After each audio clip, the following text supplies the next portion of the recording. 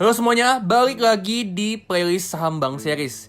Di episode yang kedua ini kita bakalan ngebahas khusus tentang saham Bank Mandiri atau BMRI. Kita bakalan bahas gimana kinerjanya sepanjang tahun 2022, gimana prospek ke depannya, dan berapa potensi return yang bisa kita dapat dari saham BMRI untuk 10 tahun ke depan. Sebelum kita mulai, jangan lupa subscribe dan tekan lonceng supaya kalian up to date terus sama channel Todopedia, terutama untuk saham Bank Series. Oke, kalau gitu langsung aja kita mulai.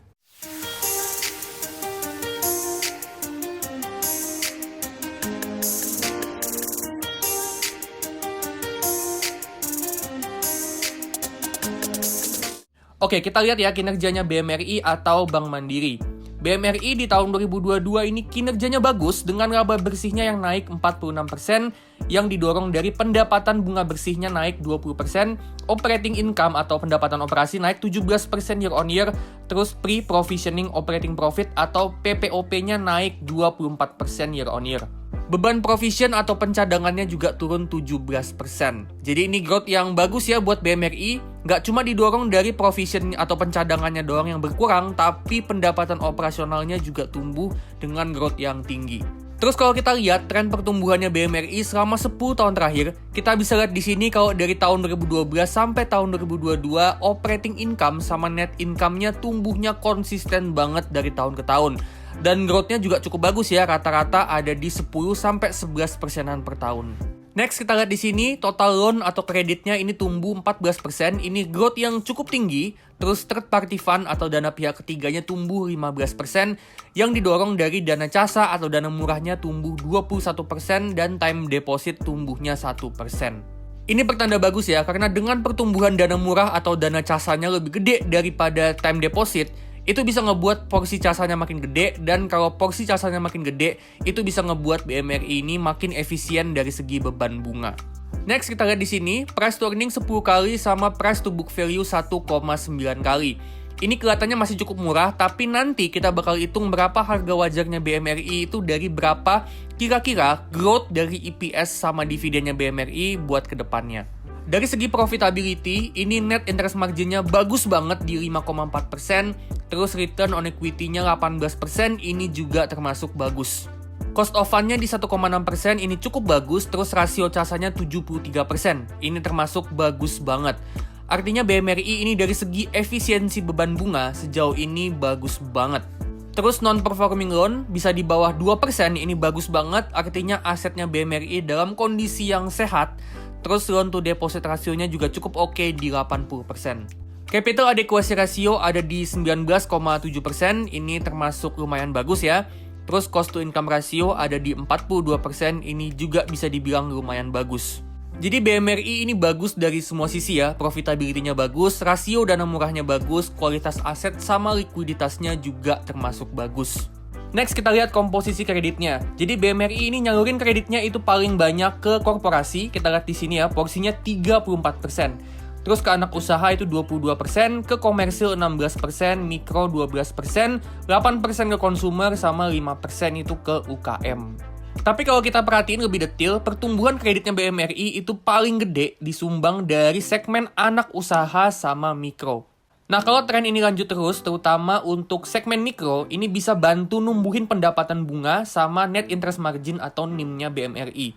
Kenapa bisa gitu? Karena segmen mikro, kita lihat di sini ya, ini yang bunga pinjamannya paling gede. Jadi kalau segmen mikro pertumbuhannya bagus, itu bisa numbuhin bunga pinjamannya BMRI, dan dari situ net interest margin sama pendapatan bunga bersihnya pun bisa ikut naik juga, dan itu juga bisa numbuhin labanya BMRI. Nah, BMRI ini juga nggak ketinggalan soal digital banking. Apps Livin by Mandiri ini masih terus dikembangin dengan fitur dan layanan yang makin banyak, sama ekosistemnya juga makin luas. Ini bagus karena dengan Livin by Mandiri, layanan-layanannya BMRI ini bisa diakses dengan lebih gampang di mana aja dan kapan aja tanpa harus datang ke ATM atau ke kantor cabang. Nasabah jadi bisa buka tabungan dengan lebih gampang, mungkin di rumah aja, nggak perlu ke kantor cabang. Terus mau ambil kredit juga jadinya lebih gampang, mau transaksi atau top up ke fintech atau e-commerce itu juga bisa. Dan karena layanannya bisa diakses dengan lebih gampang dan lebih cepat, itu bisa bantu numbuhin kreditnya, bisa juga numbuhin dana tabungan, terutama dana casa atau dana murah, terus itu juga bisa numbuhin pendapatan fee. Dan itu terbukti dari dana tabungannya yang tumbuh, pertumbuhan loan atau pinjamannya juga makin tinggi, sama pembuatan kartu kredit ini juga makin banyak lewat aplikasi Livin by Mandiri. Selain Livin by Mandiri, BMRI ini juga punya aplikasi namanya Kopra yang tujuannya buat ngebantu pelaku usaha dalam ngejalanin bisnisnya, terutama nasabah-nasabah yang ngambil kredit dari BMRI. Kedepannya gue ngeliat BMRI ini punya prospek yang bagus dengan kreditnya yang masih terus tumbuh, terutama kredit mikro, terus digital bankingnya juga ekosistemnya udah luas dan masih terus dikembangin, ditambah juga sama prospek yang bagus dari Bank Syariah Indonesia atau BRIS yang jadi anak usahanya BMRI. Nah, di episode berikutnya dari Saham Bank Series nanti kita bakalan bahas secara khusus tentang saham Bank Syariah Indonesia atau BRIS. So, stay tune terus di channel Todopedia. Nah, sekarang kita bakal hitung berapa potensi return dari saham BMRI untuk 10 tahun ke depan kalau kita beli di harga sekarang. Per video ini dibuat ada di harga 9.700. Caranya sama kayak BBCA sama BBNI di episode sebelumnya, kita pakai discounted dividend model. Jadi di metode ini kita bakal hitung potensi returnnya itu berdasarkan dividen sama capital gain yang bakalan kita dapat di masa depan. Nah, step yang pertama, untuk tahu berapa dividen yang bakalan kita dapat di masa depan, kita perlu proyeksiin berapa growth atau pertumbuhan dari EPS-nya BMRI ke depannya. Tapi kan kita nggak tahu ya berapa growth ke depannya buat si BMRI ini, jadi kita perlu buat asumsi. Nah, Bank Mandiri ini di satu sisi prospeknya emang masih bagus, tapi di sisi lain dengan dia udah jadi bank yang udah gede banget, jadi ada kemungkinan kalau ke depannya growth-nya itu bakalan melambat. Karena emang makin gede suatu perusahaan, secara natural growth-nya itu bakalan makin melambat. Nah, 10 tahun terakhir, growth-nya itu ada di kisaran 10-11% per tahun rata-ratanya.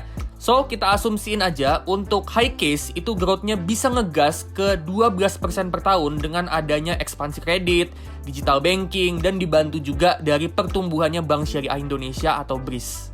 Untuk mid case, kita asumsiin growth-nya dari 10% sampai 11%-an itu melambat jadi 8% per tahun seiring dengan BMRI ini udah jadi perusahaan atau bank yang udah gede banget. Terakhir, untuk low case, kita asumsiin growth-nya itu melambat signifikan jadi cuma 4% per tahun. Untuk PE atau price to earning di tahun ke-10 nanti, kita pakai aja rata-rata price to earning selama 10 tahun terakhir di 13 kali ya. Terus kita taruh di asumsi tengah atau middle case. Terus untuk asumsi high case, kita asumsiin PE-nya naik jadi 15 kali, terus low case PE-nya cuma 11 kali. Untuk asumsi dividen payout ratio, secara historis payout rasionya BMRI ada di 60%. Jadi kita pakai aja 60% asumsi dividen payout ratio untuk 10 tahun ke depan. Oke, kita udah buat asumsinya, sekarang kita lihat. Ini tabel potensi return BMRI. Angka yang warna hijau sama merah itu harga belinya saham BMRI. Hijau artinya di atas harga sekarang, merah artinya di bawah harga yang sekarang. Terus kolom yang biru yang di sebelah kiri itu berapa potensi return per tahun atau annual return dari saham BMRI. Nah, berapa potensi returnnya BMRI itu tergantung berapa growth dari EPS-nya BMRI buat kedepannya. Kalau growth-nya bisa minimal ada di middle case, minimal 8% per tahun, berarti potensi return-nya kalau kita beli di harga 9.700 itu ada di sini ya, di sekitaran 15% sampai 17% per tahun. Kenapa? Karena untuk dapat return 15% per tahun untuk skenario middle case, kita mesti beli sahamnya itu maksimal di harga 9.926. Sedangkan untuk dapat potensi return 17% per tahun, kita mesti beli sahamnya itu maksimal di harga 8.648. Nah, 9.700 itu ada di antaranya. Berarti potensi returnnya kira-kira ada di antara 15-17%an per tahun. Sedangkan kalau growth-nya bisa setara high case, bisa minimal 12% per tahun, artinya kita bisa dapat potensi return itu di sekitar sini ya, mendekati 21% per tahun. Nah, sedangkan kalau kedepannya growth-nya ternyata cuma setara low case di 4% per tahun, kita bisa dapat potensi return itu ada di sekitar sini, di antara 9-11%an per tahun. Jadi untuk saham BMRI, kalau kita beli di harga sekarang, skenario terburuknya kita bisa dapat potensi return itu kira-kira 9-11%an per tahun. Skenario tengah kita bisa dapat 15-17% per tahun, dan skenario terbaik kita bisa dapat sekitaran 20-21%an per tahun. Jadi menurut gua ini potensi return yang bagus, dan ada kemungkinan saham BMRI ini kedepannya returnnya bisa ngalahin return dari IHSG. Nah, terus harga wajarnya BMRI berapa? Harga wajarnya BMRI itu ada di sini, di annual return 13%. Kenapa 13%? Karena return yang ideal untuk investasi di saham individual secara jangka panjang itu minimal 12-13%-an per tahun. Di bawah itu ada bagusnya kita cukup investasi di reksadana indeks aja. Jadi harga wajar BMRI untuk skenario low case itu ada di 7.600, middle case ada di 11.400, dan high case atau base case ada di 17.000. Jadi kalau kalian percaya growth-nya BMRI ke depannya bisa setara minimal middle case di 8% per tahun, berarti harga wajarnya itu ada di 11.400. Nah, baru-baru ini keluar kabar kalau BMRI ini berencana mau stock split. Belum tahu kapan, tapi kalau ini beneran jadi, ini pertanda bagus karena meskipun secara valuasi nggak ada efeknya sama sekali, tapi ini bisa ningkatin likuiditas dari saham BMRI dan itu bisa menarik minat investor retail yang punya modal lebih kecil. Selain itu, stock split ini juga pertanda kalau manajemen BMRI masih punya rasa percaya yang tinggi kalau prospeknya BMRI ini masih bagus ke depannya dan harga saham BMRI masih bisa naik terus secara jangka panjang. Oke, itu dia ya, saham Bank Mandiri atau BMRI. Jangan lupa stay tune terus di playlist Saham Bank Series karena gue masih bakalan lanjut bahas saham-saham lain di sektor perbankan. So, subscribe dan jangan lupa tekan lonceng notifikasi. Sebagai penutup, gue mau disclaimer kalau ini bukan ajakan jual beli, tapi ini cuma analisa dan perkiraan aja. Keputusan di tangan masing-masing dan gue nggak bertanggung jawab atas kerugian apapun.